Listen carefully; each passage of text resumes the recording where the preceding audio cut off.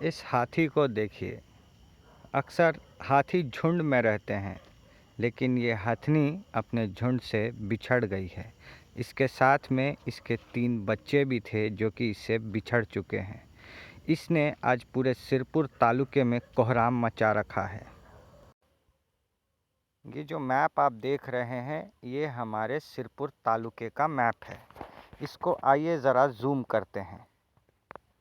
महाराष्ट्र के इस लागम वाले इलाके से हमारी जो बॉर्डर एरिया है, इसके बीच में आप देख सकते हैं प्राणहिता नदी बह रही है। ऊपर की तरफ महाराष्ट्र और नीचे की तरफ तेलंगाना लिखा हुआ है। साथ ही लिखा हुआ है यहाँ पे बूरेपल्ली। अब आइए ज़रा देखते हैं कि हुआ क्या था। ये जो हथनी है, ये इस तरफ जंगल से आती है। नदी में चूँकि पानी कम है, इसलिए वो पानी के ऊपर से चलते हुए यहाँ आ जाती है और बूरेपल्ली में अपना मतलब ये जो वीडियो है, ये बूरेपल्ली का वीडियो है।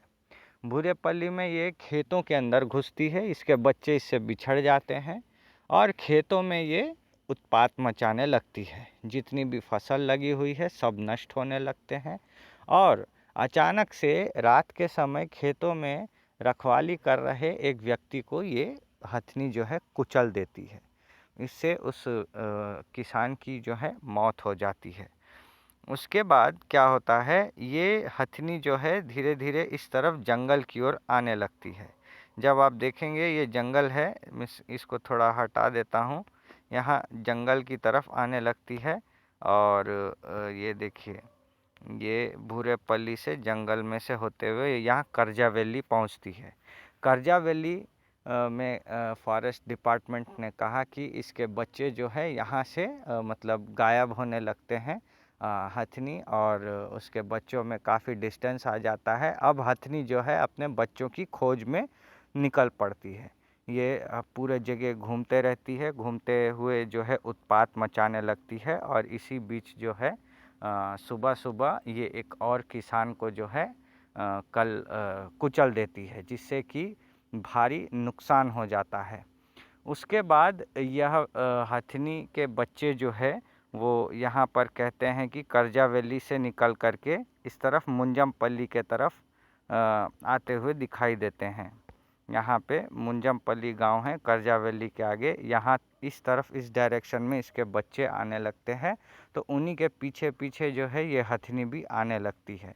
और यहाँ ये मुंजमपल्ली का इलाका जो है, यहाँ पर ये जंगलों का इलाका ख़त्म हो जाता है और यहाँ से गाँवों की शुरुआत होती है। मतलब आपको जंगल नहीं मिलेंगे, सिर्फ गाँव ही गाँव मिलेंगे।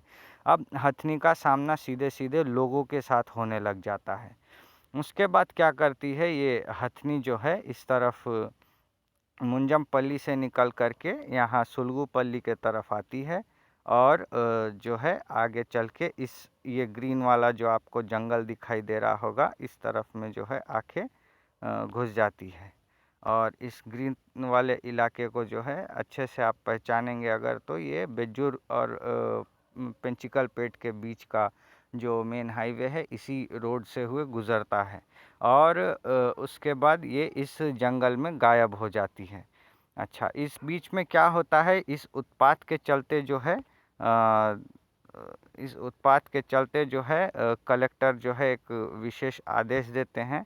आप यहाँ पे देख सकते हैं कि कलेक्टर ने जो है तहसीलदार बेज्जूर को ये ऑर्डर दिया है कि 144 धारा जो है लगाई जाएगी। कहाँ कहाँ पे लगाई जाएगी? बेज्जूर में, चिंतलमानेपल्ली में और कौटाला में। इन तीनों मंडलों में जो है 144 सेक्शन लगा दिया जाता है। इसके बाद में जो है प्रशासन के कान भी खड़े हो जाते हैं, तो वो फॉरेस्ट डिपार्टमेंट क्या करती है, हर गांव के अंदर पंचायत में जा कर के ऐसे जो डफली वाले हैं, इन लोगों को हायर करती है। और ये डफली वाले जो है हर गांव में डफली पीट पीट कर अपने गांव वालों को सूचित करते हैं कि आप लोग जो है 144 का पालन करें। कोई भी गांव से बाहर ना निकले। हथनी कभी भी किसी भी तरफ मूव कर सकती है, किसी को भी अपना शिकार बना सकती है। या तो पैरों से रौंद कर वो मार सकती है, या तो अपने सूंड में पकड़ के वो पटक सकती है। तो ऐसे में फॉरेस्ट डिपार्टमेंट जो है अपना काम शुरू कर देता है। दूसरी तरफ जब फॉरेस्ट डिपार्टमेंट यहाँ काम शुरू कर रहा था तो एमएलए भी खामोश नहीं थे, वो भी जो है अपने मतलब वो भी जो है अपना दौरे पर निकल जाते हैं। जो मारे गए हैं किसान उनसे मिलते हैं और फॉरेस्ट डिपार्टमेंट करजा वैली के साथ में ये कांटेक्ट भी करते हैं। तो आइए देखते हैं एमएलए हरीश बाबू ने क्या कहा। అల్లూరి శంకర్ను పొట్టబెట్టుకున్నది బురపల్లి గ్రామానికి చెందిన వ్యక్తి. అట్లనే కొండపల్లి గ్రామానికి చెందిన కారు పోషణను కూడా ఇవాళ పొద్దున పూట పొట్టను పెట్టుకోవడం జరిగింది. చాలా దారుణమైన విషయం. తక్షణం అటవీ శాఖ మంత్రి వర్యులు ఈ ప్రాంతాన్ని సందర్శించాలి. కల్లోలిత ప్రాంతంగా తయారైంది. ఎందుకంటే ఇంతకన్నా ఎమర్జెన్సీ, ఇంతకన్నా ఇంపార్టెంట్ ఇష్యూ ఏది ఉండదు. తప్పకుండా మంత్రి గారు ఇక్కడికి రావాలి. జిల్లాకు చెందిన ఇన్ఛార్జ్ మినిస్టర్ కూడా వీరి కుటుంబాలను పరామర్శించాలి. మహారాష్ట్రలో వైల్డ్ లైఫ్ అటాక్ తోటి చనిపోయిన వారికి 20 లక్షల రూపాయల కాంపెన్సేషన్ ఇస్తున్నారు. తెలంగాణ రాష్ట్రంలో మాత్రం 10 లక్షల రూపాయల కాంపెన్సేషన్ ఉంది. తప్పకుండా 20 లక్షల రూపాయల కాంపెన్సేషన్ ఇంక్రీజ్ చేయాలి. 20 లక్షల రూపాయలు వీరి కుటుంబానికి ఇవ్వాలి. ఈ చనిపోయిన అల్లూరి శంకర్ అనే వ్యక్తికి 2 భార్యలు కాబట్టి, సంతానం వారికి 4 పిల్లలు కాబట్టి ఈ 2 కుటుంబాలకు చెందిన 2 వ్యక్తులకు చదువుకున్న వాళ్ళు ఉన్నారు. ఒక ఆమె జిఎన్ఎం నర్సింగ్ చేసిన ఉంది, ఇంకొక అమ్మాయి బీఎడ్ చేసిన ఉంది. ఇద్దరికి కూడా ప్రభుత్వ ఉద్యోగాలు కల్పించాలి. అటు కొండపల్లి గ్రామస్తుడు ఎవరైతే ఇవాళ పొద్దున చనిపోయినారో వారి కుటుంబాన్ని కూడా తక్షణం ప్రభుత్వం ఆదుకోవాలి. మహారాష్ట్ర ఒక జియో పాస్ చేసి 30 రోజుల్లోపు ఈ కాంపెన్సేషన్ ఇవ్వడం అనేది ఆనవాయితీగా పెట్టుకుంది. అదే విధానాన్ని తెలంగాణ రాష్ట్రం కూడా అనుసరించాలి. వీరందరికీ న్యాయం చేయాలని మేము డిమాండ్ చేస్తున్నాం. తక్షణం అటవీ శాఖ మంత్రి వర్యులు ఈ ప్రాంతాన్ని సందర్శించి ఇక్కడ అటవీ శాఖ అధికారుల సమన్వయ లోపం కూడా కొట్టొచ్చినట్టు కనిపిస్తుంది. ఇక్కడ రాత్రి బూరపల్లిలో జరిగితే పొద్దున కొండపల్లి ఈ మధ్యలో ఉన్న ప్రాంతంలో ఈ ఏనుగును పట్టుకోవడం అసాధ్యం, కానీ దాన్ని మళ్లించి తిరిగి గడ్చిరోలి ప్రాంతానికి లేకపోతే ఛత్తీస్గఢ్కి పంపించడానికి ఏర్పాటు చేయాలని డిమాండ్ చేయడం జరుగుతుంది. తప్పకుండా ప్రభుత్వం మేము కూడా ఆర్థిక సహాయం అందించడం జరిగింది. కానీ ప్రభుత్వం ఇతోధికంగా వీరి కుటుంబాలను ఆదుకోనంత వరకు కూడా వీరికి న్యాయం జరిగే అవకాశం లేదు. కాబట్టి తక్షణం ప్రభుత్వం స్పందించాలని డిమాండ్ చేస్తూ సెలవు తీసుకుంటున్నాం. జై హింద్. तो ये बयान था हमारे विधायक हरीश बाबू का। और अगर आपको तेलुगु में नहीं समझ में आई हो तो मैं शॉर्ट में हिंदी में आपको बता देता हूँ। उन्होंने ये कहा कि वो दोनों किसान जो कि मारे गए हैं उनके पास ये मिलने के लिए गए थे। और साथ ही उन्होंने कहा कि महाराष्ट्र में अगर कोई वन्य जीव से ऐसे मौत हो जाती है तो ऐसे परिवार को जो है 20 लाख रुपए का कंपनसेशन मिलता है, मुआवजा। और तेलंगाना में सिर्फ 10 लाख का ही मुआवजा मिलता है। तो उन्होंने डिमांड की है कि इस मुआवजे को 10 लाख से बढ़ा के महाराष्ट्र की तरफ 20 लाख कर दिया जाए। दूसरी चीज़ उन्होंने ये बताई कि महाराष्ट्र में एक और कानून है कि अगर वन्य जीव के कारण कोई मारे जाते हैं तो उनको जो है ये 20 लाख का अमाउंट 30 दिन के अंदर अंदर मिल जाता है। ऐसा ही कोई कानून तेलंगाना में भी होना चाहिए, ये भी उन्होंने बताया। तीसरी चीज़ उन्होंने बताई कि जो हमारे वन विभाग के मंत्री हैं उनको एक बार यहाँ पर आकर इन परिवारों के साथ मिलना चाहिए। ये तीसरी चीज़ जो है उन्होंने बताई। और साथ ही जो यहाँ के हमारे आदिलाबाद संसदीय क्षेत्र के पालक मंत्री हैं सीतक्का, उनको भी उन्होंने कहा कि यहाँ पर आकर जो है इन परिवारों से मिले।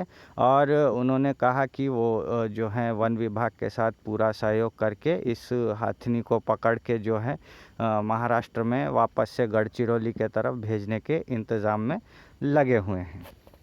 अब ये आखिरी तस्वीर आपको दिखाना चाहूँगा। ये कल रात की है। हमको रात के करीब 8:30-9 बजे जब हम लोकल न्यूज़ बना रहे थे तब ये मिली थी। ये तस्वीर है पेंचिकल पेट के पास लोडपल्ली गांव की। ये लोडपल्ली गांव जब आप यहाँ से पेंचिकल पेट होते हुए बेजूर जाएंगे तो बीच में पड़ता है। और ये हाईवे का नज़ारा है। जब पेंचिकल पेट के तरफ एक आरटीसी बस जा रही थी कागज़ नगर आने के लिए, मतलब एक बेजूर से कागज़ नगर आती हुई बस को ये हथनी जो है मेन हाईवे पर मिली।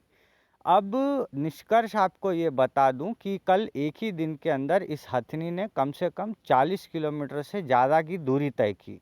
और ये हथनी धीरे धीरे कागज़ नगर की तरफ बढ़ रही है।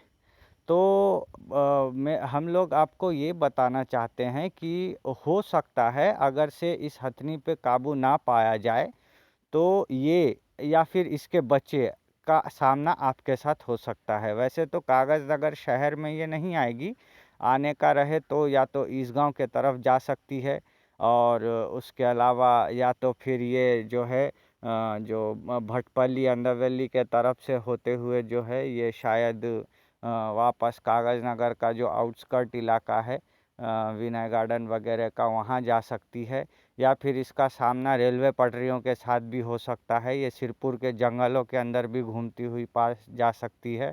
तो कुछ कहा नहीं जा सकता, ये हथनी बहुत ही तेज़ मूव कर रही है। एक ही दिन के अंदर में जो है इसने 40 किलोमीटर से ज़्यादा का जर्नी कर लिया है और ये कागज़ नगर के अभी काफ़ी करीब पहुंच गई है।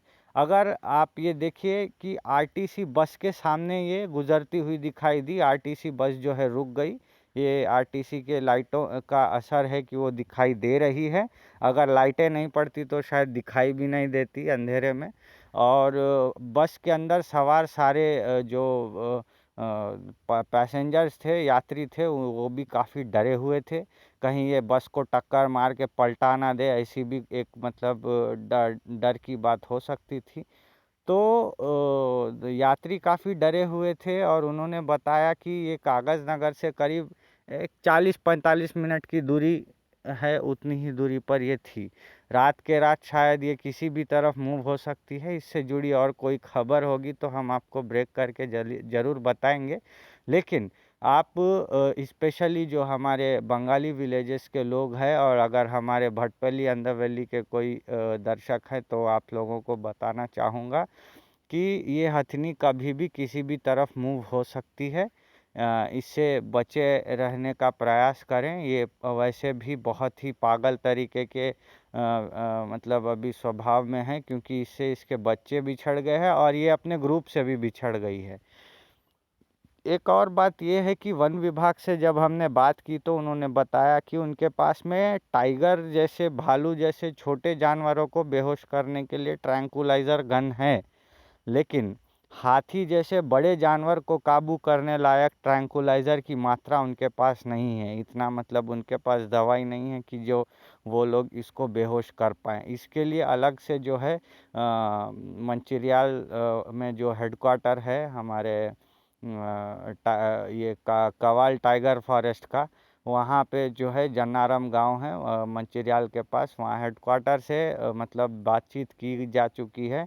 वो लोग जो हैं तुरंत अभी मतलब एक्शन में है, कहीं से कुछ डोजेस, एक 10-12 डोजेस ट्रैंकुलाइज़र की जुगाड़ करके जल्द से जल्द हथनी को और उसके बच्चों को जो है बेहोश करने की कोशिश में लगे हुए हैं। हो सकता है 1-2 दिन में जो है या फिर आज जो है इसके ऊपर काबू पाया जा सकेगा और इसको जो है महाराष्ट्र में इसके मतलब इसका जो असली इलाका है वहाँ पे जो है ताड़ोबा के जंगलों में इसको वापस छोड़ दिया जाए।